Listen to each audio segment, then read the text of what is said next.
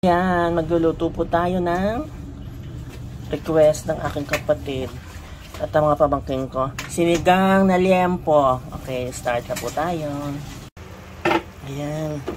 Isang kutsa muna po natin sandali, no? Halo-haloin muna natin bago tayo maglagay ng pinakulong tubig. Okay, lagay na po natin ang tubig, mga 1.5 liters. Tapos, 30 to 40 minutes natin pakukulang para lumambot na malambot ang ating liempo, no? Okay. Ayan, lagay na po natin yung sitaw. Ano? Lagay mo na po ang ibang gulay. Lagay na po natin pang asim, ano?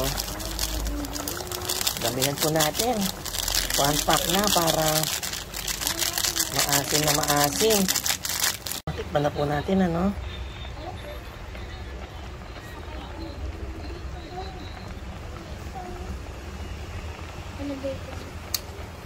Ay, asim. Sarap! Kaya na po tayo.